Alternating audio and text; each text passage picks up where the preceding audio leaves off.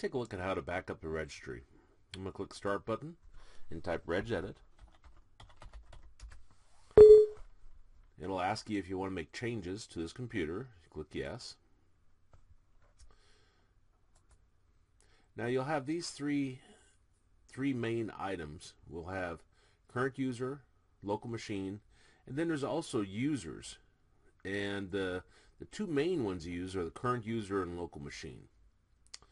The users, you'll find other users of the system, which may be an option that you want to explore, but more than likely the current user is one you want to take a look at. So I'm going to expand the current user. Then here's software. That's where all our options are stored for the software. And if I expand that, you'll see Microsoft.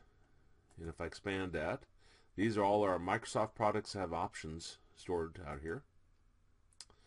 If I come down to, there's a Windows and Windows NT. These are the two items that we'll be taking a look at specifically. But if I expand Windows NT, that's the current version. If I expand that, then you'll see all the different options that you can access there under Windows. If I expand that, you see current version also.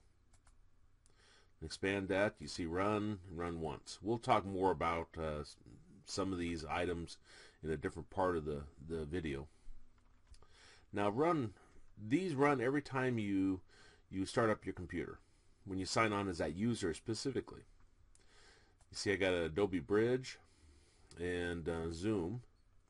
Now, interestingly enough, these do not have any data here for Adobe Bridge and Zoom. Here, it actually tells us the application is going to run.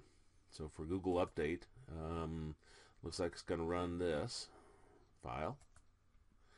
And for this net session, looks like it's going to run this one. If I'm going to make changes to this option here, then I want to make a backup before I do that. And I wouldn't recommend making changes and then restarting your computer or logging out and logging back in.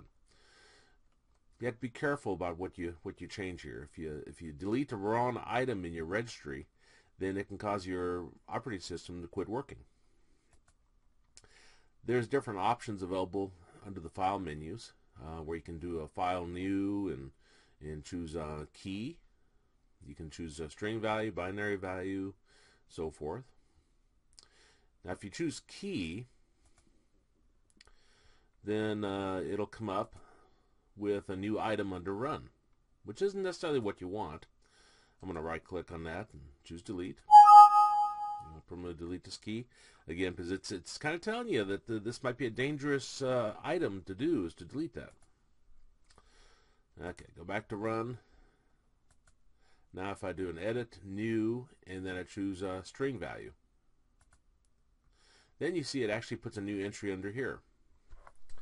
And let me do a test string. If I double click this, here's the value data.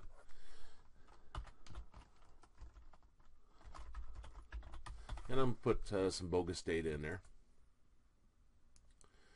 And you see I got runit.exe. It's not in the right format. That file is not there, so it won't work. But that's not in my registry. Anytime I logged in as this user, then it would try to run that. Okay. Now I want to make changes. So I'm going to back this up first. Once you got the run highlighted, you can right click on it and you can choose export. Then at that point, we want to store the file. And I'll store it in this location here. And I'll call it backup run.reg. That indicates it's a registration file. Now if I click save, we'll look at that here in a minute, but let me delete this to testing. So I'll right click on that and choose delete, or you can choose edit here and delete, or you can press delete. Many different ways you can delete an entry. But I'll right click on that and click delete. Then I'll click yes. Now, if I bring up that folder, you'll see your registry file. And I'm going to right click on this and I'll choose edit. Or you could do an open with if you're not sure what it'll come up with. And since I'm not quite sure what it'll come up with on my computer, I'm going to do an open with. And I'm going to bring up Notepad. And then click OK. As you look through here, you'll see that it has the location of where these items are, and also has the entry that I just put in there. I deleted that, didn't I? Well, if I come up here and I delete this and leave it like that, well, then my backup won't have that file anymore. It's not what I want to demonstrate. Let's say I really did want that file. Let me close this. Then for this backup, if I double click that and click yes, it'll say adding information can unintentionally change or delete values and cause components to stop working. If you do not trust source this information, do not add to registry. Are you sure you want to continue? And click yes. It says the keys and values contained in the backup have been successfully added to the registry.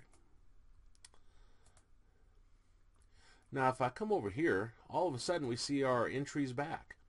So this is the way you can do a backup. If for some reason you delete an entry and it's actually one that you need and something's not working quite correct, then you can start up your computer in safe mode and put that entry back in. Always do a backup before you do any major changes to your registry.